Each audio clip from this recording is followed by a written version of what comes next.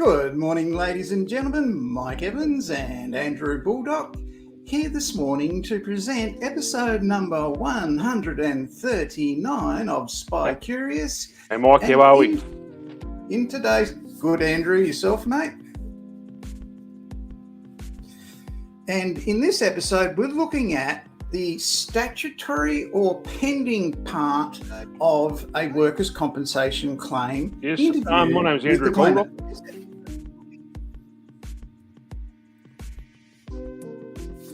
And I bet Renee, no, Jamie. G'day, Jamie. How you going, mate? Good to see you. Okay. So we'll bring this up. All right, Andrew, you ready to go, mate? Hello, Andrew. I am indeed, Mike. Very much. G'day, ladies and gentlemen. Hope you're all well today. And yes, can you, Mike? Struggling to hear you, mate. Yep, we can hear you now. Yep. Can you hear me now? No worries. Yep. Hope everyone's now, well, mate. And COVID-free. And you're all hearing me okay? Beautiful. Thanks, Mike. Mike, today we're going to obviously talk with ladies and gentlemen about claimant statements. These are run-of-the-mill statements. We are assuming that these people are not legally represented in the matter at the time. So we'll get into it shortly. I just need to bring something up here, so that's all right. Could I have the next slide, please, Mike?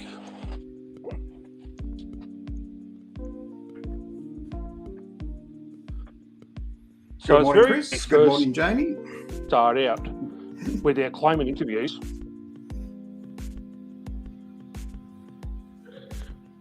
You want to wait for more join, Mike? No, that's right. Away you go, mate. They'll watch the replay, so that's fine. No worries. Okay.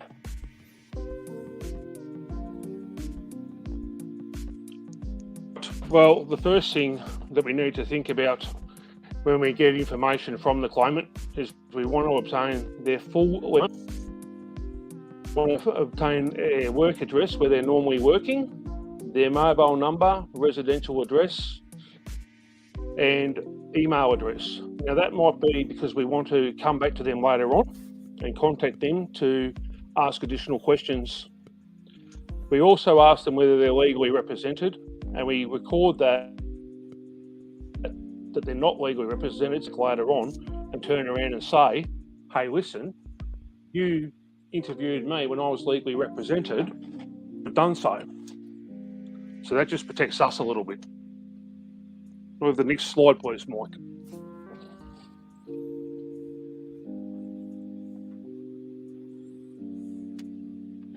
So once we determine that the claimant is not legally represented, we're okay to proceed. We ask the claimant about their marital status, whether they have any dependents and their ages, if they were responsible for these people's welfare or any other person other than themselves. We also ask them about what nationality they are. They may be a 457 visa and may not have permanent residency in Australia or the right to work in Australia. They may be someone that's over here working when they shouldn't be. We also ask them about what languages they speak because they may need an interpreter. They might speak English or understand minimal English, and that's why we want to ask them whether they need an interpreter. Then we need to go ahead and obviously book that for them. Now, the investigation agency that you're working for will let you know what they require you to do in order to do that.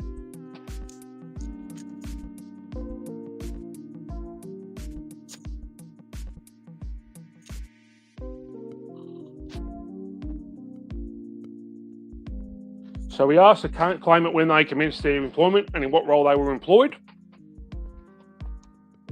and whether they have any concurrent employment. Now, if they have concurrent employment, we want to know when they work, the duties they're performing, and who they're working for.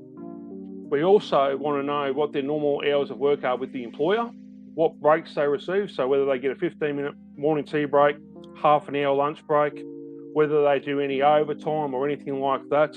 Is that overtime regular? How often does it occur? Is it once in a blue moon, or is it every Saturday, Sunday? Very important to someone who may be quite fatigued and may have made mistakes because of that level of fatigue, especially things like truck drivers or shift workers. We asked them about how they're remunerated under any award, classification or EBA. So remunerated, is another word for how they're paid, for those that don't understand that. Now, the awards and classifications are generally something you can get off the Fair Work Australia website. You can ask for it in PDF format and it would generally come to you. It's just a matter of doing a Google search. So the Transport EBA may be up there. Transport and Logistics Award 2010. Do you receive any non-pecuniary benefits as part of your working conditions? Well, that's specifically related to whether they get a car or a house to live in or any perk as part of their employment contract.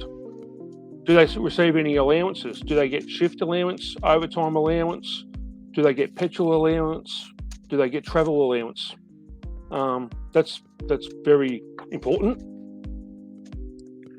So who do they normally report to within the course of undertaking their duties? That's generally a team leader or a supervisor, a manager.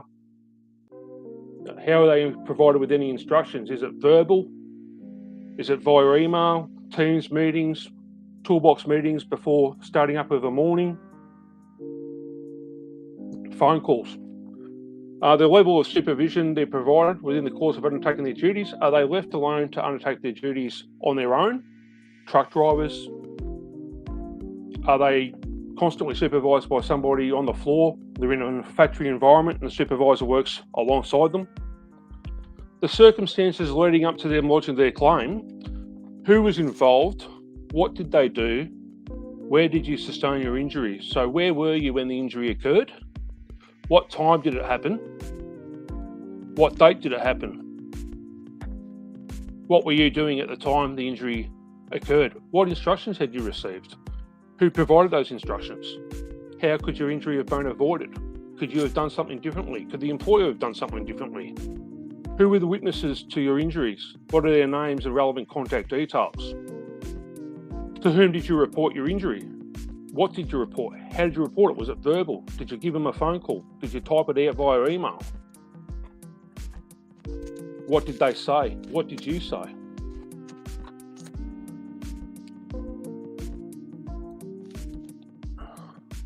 When did you cease work in relation to your current injury? So sometimes people go back to work. They don't necessarily cease work straight away. They may go back and complete the day. The injuries happen at 2 o'clock in the afternoon. They don't knock off until 5, 6 p.m. and they keep working. Did that exacerbate the condition more because they kept working when they should have stopped and put ice on it or got further first aid or gone and seen a doctor? We're not doctors. That's not up to us to determine, but that's something to consider. What first aid were you provided with? Did you get ice put on there? Did you go and see a doctor? Did they take you to their company doctor? What was the outcome?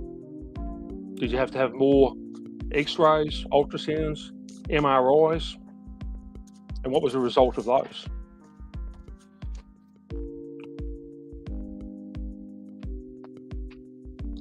What do your normal pre-injury duties consist of? So what would you do?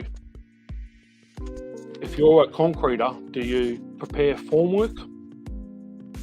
What do you do? Do you get to work and first thing you do is make a coffee, which is more about the systems of work? You go and have a toolbox meeting. After you've had the toolbox meeting and you've learned of the instructions, what are they planning for you to do for the day? So you go about your duties, and what does those duties include? What time do you knock off? What are your breaks? All those things. Have you or any other person ever made any complaints about the systems of work? prior to your injury. So it might have a situation where someone's fallen down some stairs that have been slippery or something like that, and it's been known for some time, and the employer has failed to take any action to rectify that situation.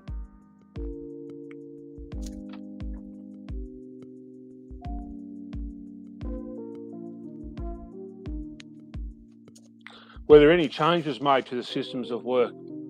So you might have somebody who's identified an issue or an OH&S issue, and we want to make sure that there's changes that have been made, but we want to know who made the changes, what changes, when they were implemented, and why they were implemented.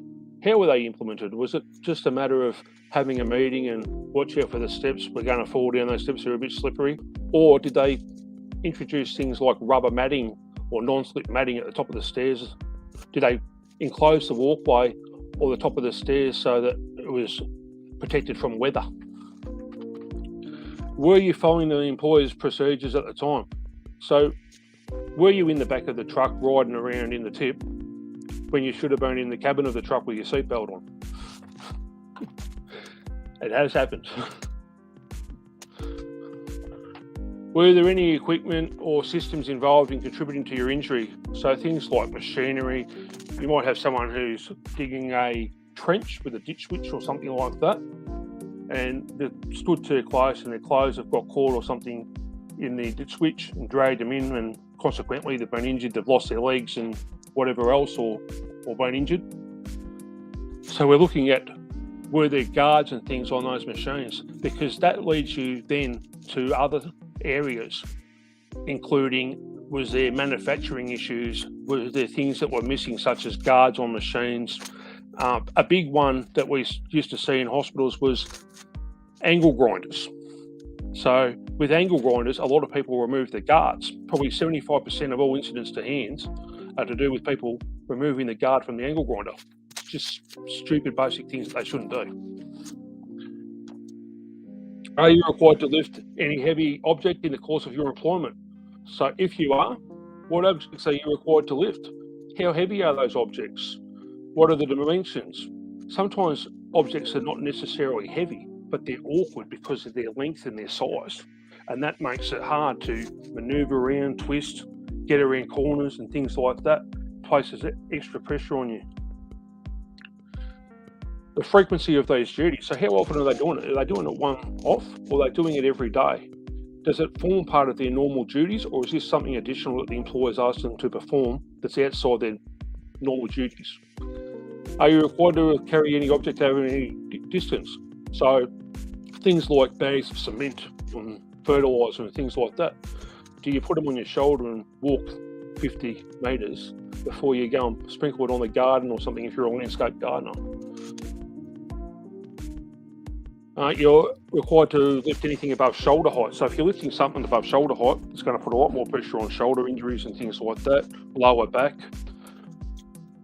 If you're lifting something below your knees, obviously you've got to bend down, lifting off a pallet or something like that. But not just that, you don't necessarily just have to be lifting from straight out and above your head. You could be lifting from out in front of you, like reaching into cupboards and things like that, or reaching out on a conveyor belt and having to pull something towards you. So they're all things you've got to consider. A lot of people, when they measure the height of tables and things as such as aids, they measure the height, they measure the length, but they don't measure the width, and they don't measure the height up to the cupboard. They're just points you've got to consider. What mechanical or manual assistance is available? So a lot of the times we see that people can get manual assistance from their colleagues as required. Mechanical assistance could be things such as forklifts, trolleys, pneumatic jacks, all kinds of different things, the tools they use. Were they available on the day? Were they in normal working order? Were there problems with those machines? Were they mechanically serviced in the correct way? Things like trucks, seating in trucks, steering, is it adjustable or is it solid? Are the springs coming through the seats? Are they going to stab you in the bottom or come through and hit you in the back?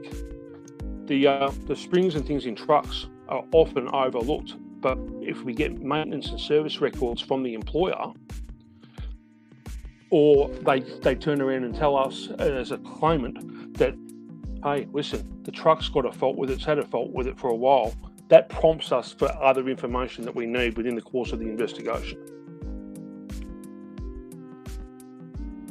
The events in the days leading up to the claimant sustaining their injury. Now, Mike will know that this one's extremely important, and the reason it's extremely important is because we have people at times that what they do is they go and play footy on the weekend, or they go and play netball on the weekend, and then they come to work first thing Monday morning, and in coming to work first thing Monday morning, they put in a work cover claim to say they've injured themselves. Now, there's been plenty of people that have done that fraudulently, and they've been charged for it later on when they've been found out. So that's something to consider as well. The instructions that the person received prior to injury. Here I'm looking immediately prior to injury. What had they been told about the instructions that they needed to use and receive? So go and clear the gutters on that roof. So they've gone and taken the ladder. They put the ladder against the side. Have they been told that they need to secure the ladder to the side of the building? Have they been told how to do that? Have they done this job before, or is this something new to them?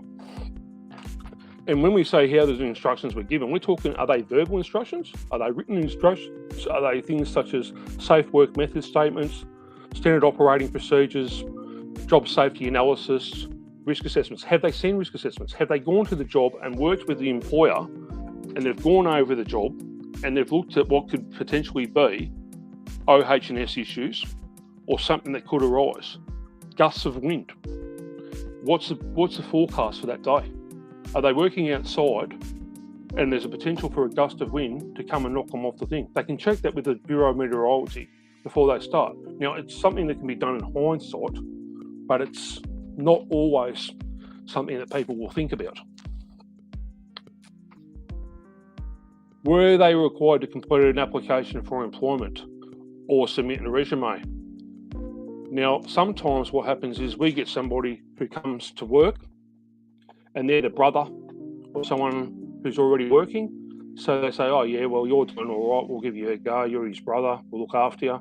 So they don't need a resume, they don't need any application for employment. There's no pre-employment medical or anything like that. So what happens is they've employed them on a whim, and then later on, the employer finds out, oh well, this bloke's had a pre-existing injury. So it's just a matter of asking the questions. Did you have any pre-existing injuries or illnesses at the time? Any prior mental health issues? Was it declared? In terms of your resume, can you tell me about your previous employment history? So you may find that this person has previously injured themselves elsewhere, and that may cause additional questions later on, which we won't get into today because it's a little bit more complex. We'll talk about that in another episode.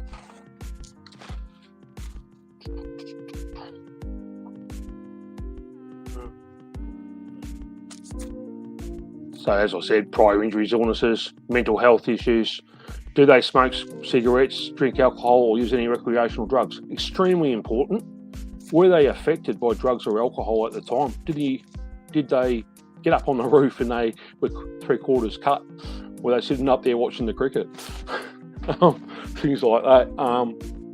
I've had situations where I've walked in to interview the claimant and they've got 4 or 5 bongs sitting on the table. You know, and it sort of makes you think, okay, if this person is not in a position to interview at this time, do not proceed with the interview. If they've been drinking, do not proceed with the interview, because you can be called into question later on. Rearrange the interview, come back if you need to. And if you have to, put it in your report. Simple as that. You've got to be able to justify whatever you do. We've talked about pre-employment medicals. So often what you'll see is you'll see someone who'll say on their workers' injury claim form, they may have said, I previously suffered from depression. But what happens is when you go through their pre-employment medical examination, they haven't declared it to the employer. It happens all the time. This may not just be depression, it could be anything. Did you receive any letter of engagement, employment contract? That's just basically asking them whether they've received it. If they have, they have. They haven't, they haven't. Simple as that. Have had any prior work cover claim for compensation or TAC? A lot of the time we get the claim and they'll say, well, what relevance does that have? Well, in Victoria's a no-fault scheme. So just because you've had a prior work cover claim or a prior injury or anything like that does not rule you out from being able to get covered by work cover if you're injured at work. If they've exacerbated a pre-existing injury, they're still liable. Did they receive an induction upon the commencement of their employment? Well, the induction could be anything from a verbal induction. There's the toilets, there's the kitchen, there's the bulldozer over there, go and have a play on the bulldozer, those kind of things. Or what could happen with the induction is it could be a formal induction whereby they do modules online, or they could be someone who is taken around in a buddy system where they've been working with this person that's more educated and experienced for 2 weeks or so, and they learn the ropes.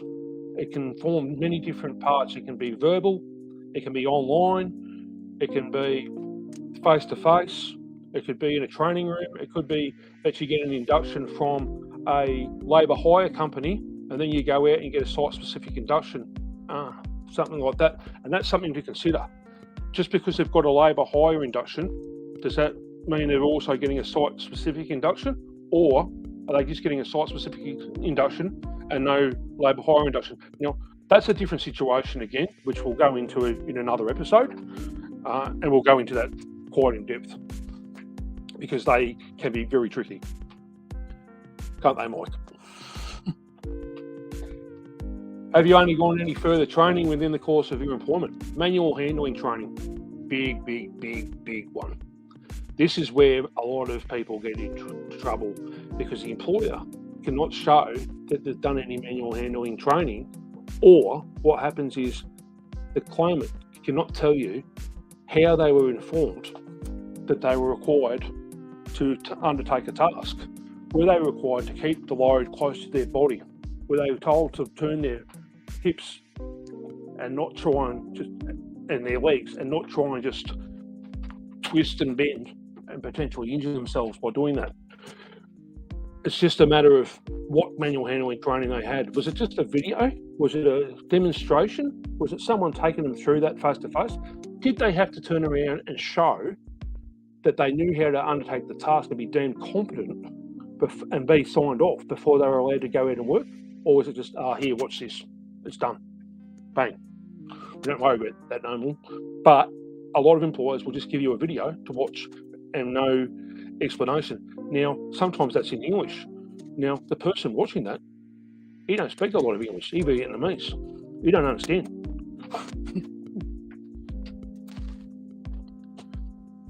Have you been the subject of any formal or informal warning in the course of your employment? So that might be the boss has told you that you keep coming late for work. We're going to issue you with a formal warning, and should it continue, you'll be on your way.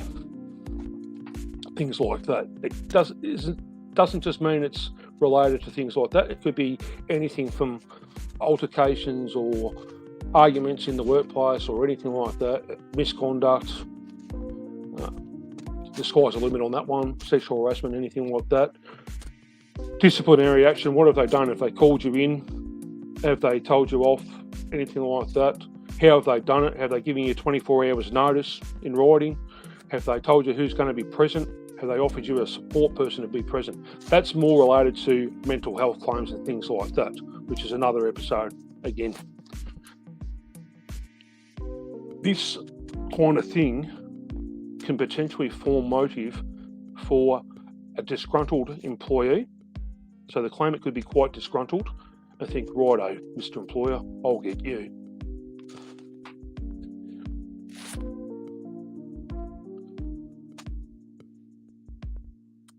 Are you aware of them having any work performance issues? So has the employer said, listen, you're quite good at this, but you need to fix this up. You could do this better. Have you been performance managed? Now that's formal performance management where someone's been called into the office and generally been given notice, offered a support person, everything like that. And they've turned around and said, we're going to performance manage you for the next 6 months, 3 months, or however long. And we're going to look at your performance over that time because we have concerns about this, and this. We're going to give you this support to help you. That's the kind of thing we look at with performance management. Specific more so, again, to mental health claims and not generally the run-of-the-mill physical injury claim.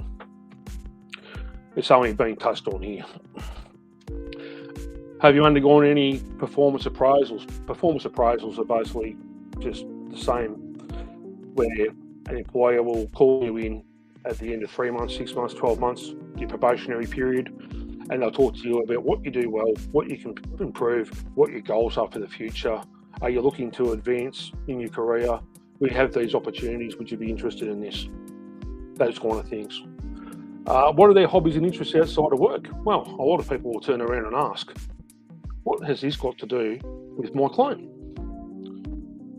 Well, we want to know what their activities and hobbies and interests are outside of work. And the thing you can use here is, because of your injuries, is there any of your hobbies and interests that you're unable to undertake any longer?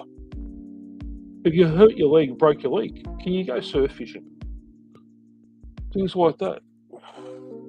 Have you returned to work? When did you return to work? What are your current return to work duties and hours? What are your current restrictions? Are you on light duties? Are you on modified duties? Are you working in the office? How's that going? Are you struggling with any of those duties? Have you told the boss? What's he said about you struggling with those duties? Has he offered you any other alternative duties? PC.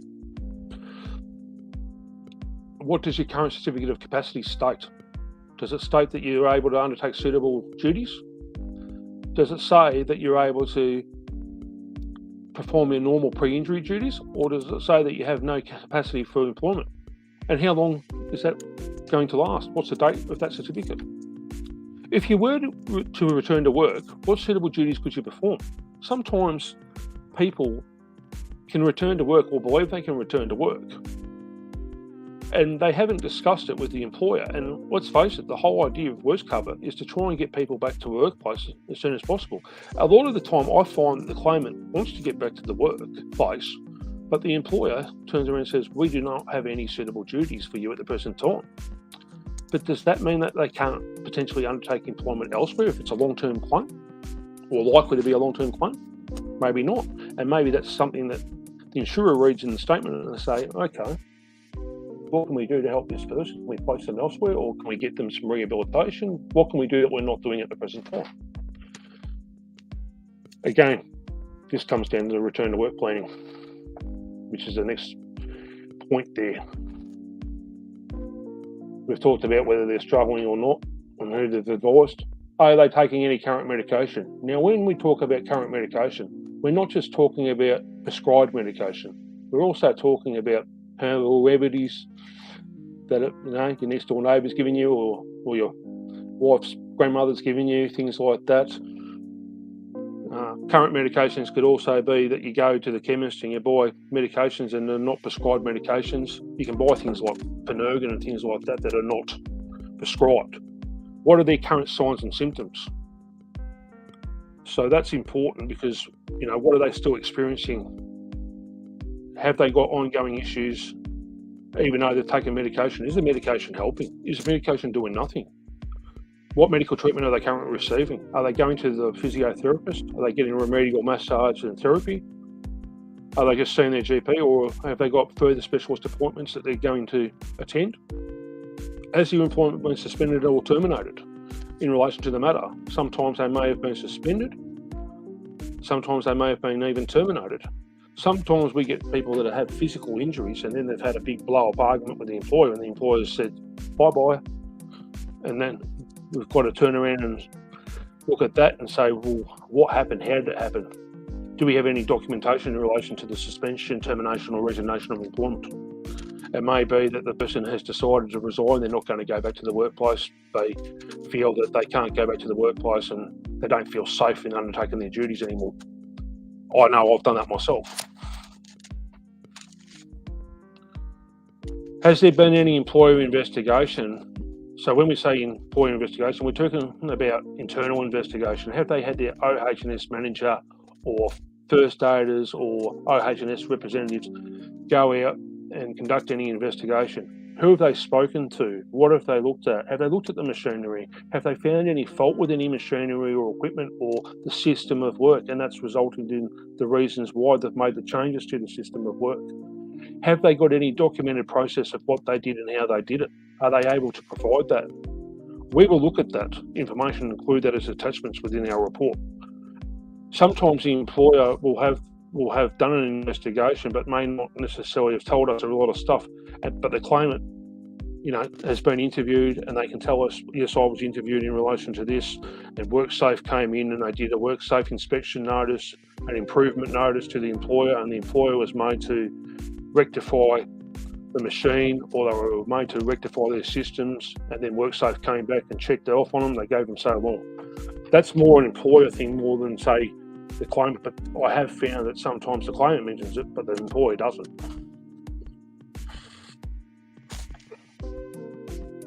Has any other person or organisation contributed in any way to your injury?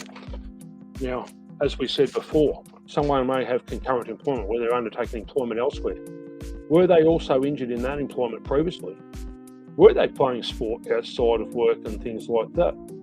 Has any other person or organisation contributed? Well, that could also be that their previous employment or a previous employer was where they were initially injured, and current employment is an exacerbation of that pre-existing injury. And that comes down to what they call contribution and recovery, potentially later on, which is something we'll go into later on. It can be a little bit over people's heads at this point in time.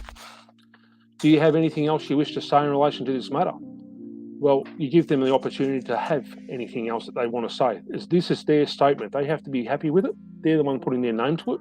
Give them time to read it. If they don't want to sign it there and then, give them the opportunity to take it away, because otherwise they're going to turn around and say, I was under duress to sign there and then on the spot.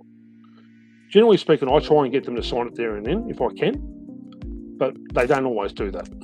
It's just, you've got to be adaptable to what people want a little bit. Anyway, Mike, I might hand that back to you and I'm open for any questions.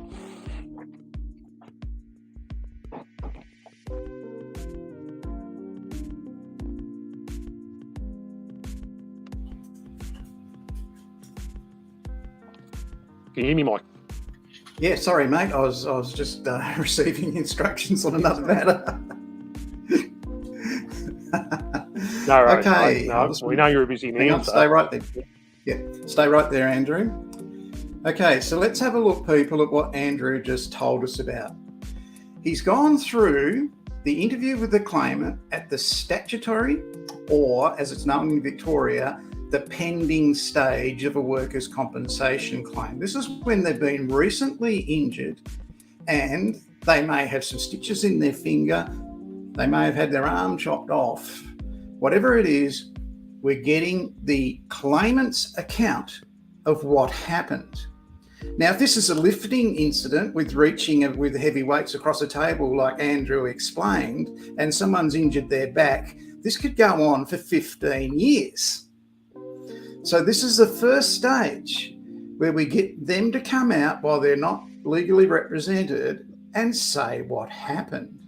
Because WorkSafe are interested in these things. Training, as Andrew said, inductions, training in the operation of the machine, lifting, carrying. How do you carry it?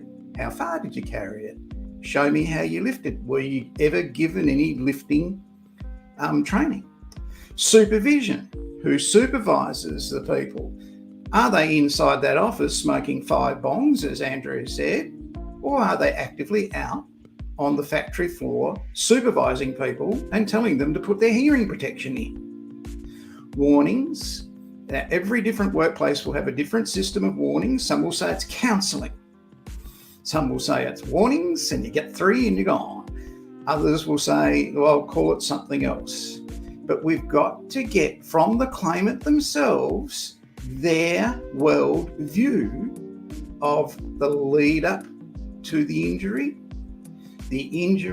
and after the injury. The other thing they're interested in at WorkSafe is the system of work. What did they do at that workplace? What did they do?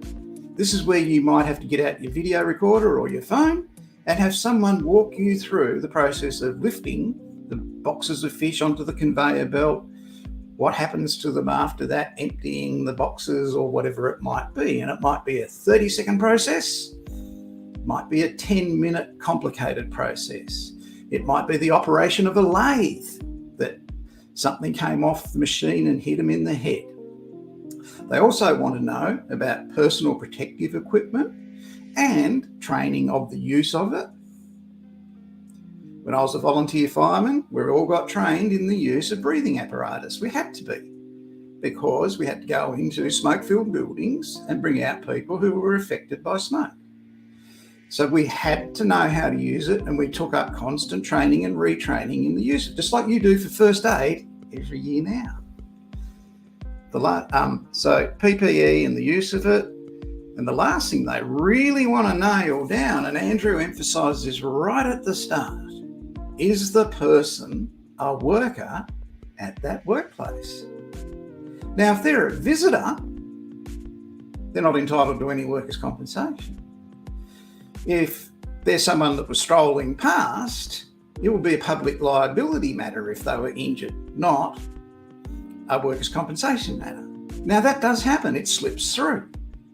So we've got to check all of that.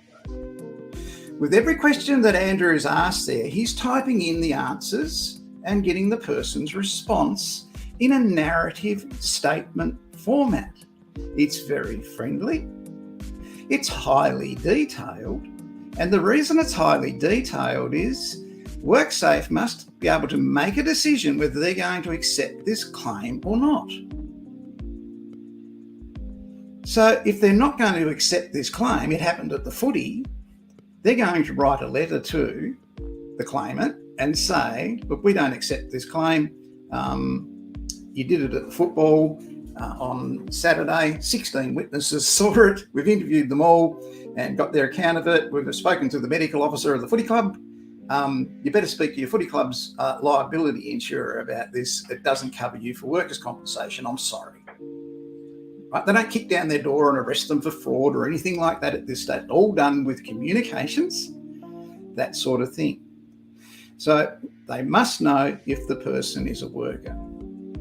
All the time, you as the investigator going out to conduct these interviews at the statutory or pending stage, you are professional, you're matter of fact, and you are highly detailed. So you go into detail about what you want to get.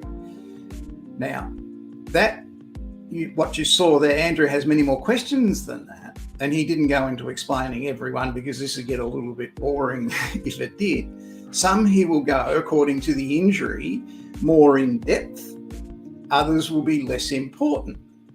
If the person has worked at the factory for 27 years, it's a lot different than if the person has worked at the factory for 27 minutes. So instructions then become important in that second example I just gave you. In the first example, 27 years, the person has a very good understanding of workplace health and safety, or should have, from what they've done. You will go into a variety of workplaces, hospitals, in healthcare, in office admin areas, in government, in fire brigades, you'll go there, factories, building sites, you will go to shopping centres. Where else will you go, Andrew? What's 3 you've done recently, mate?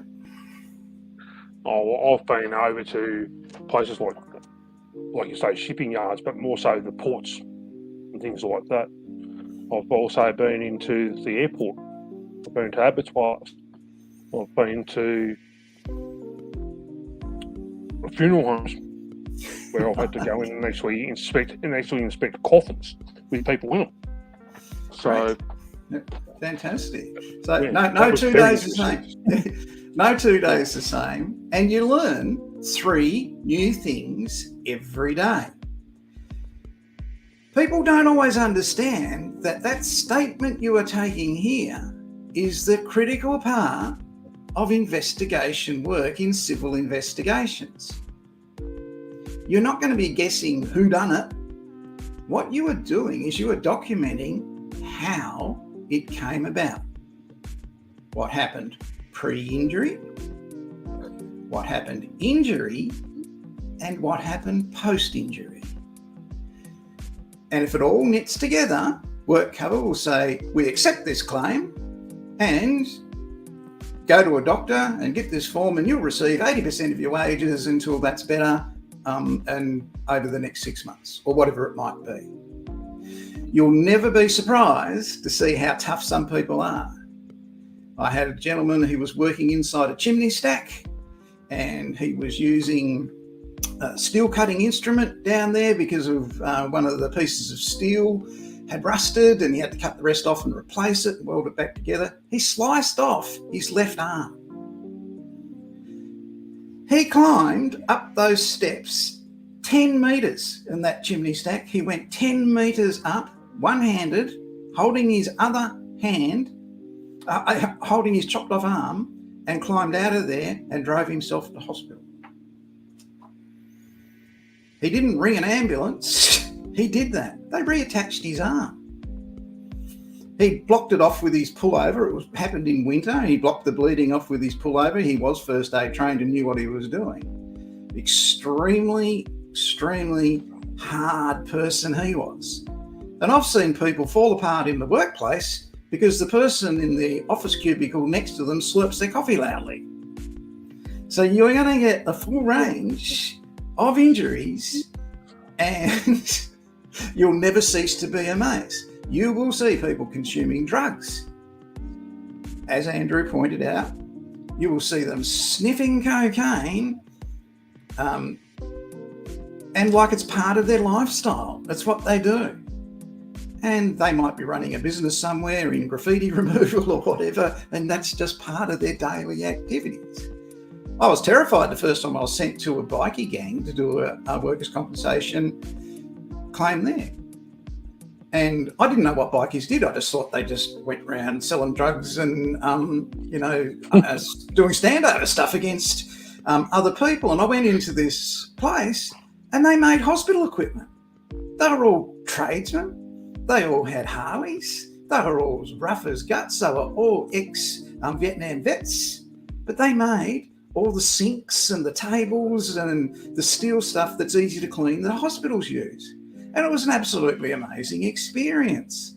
I knocked on the door, said who I was, and they said, Mike, come on in.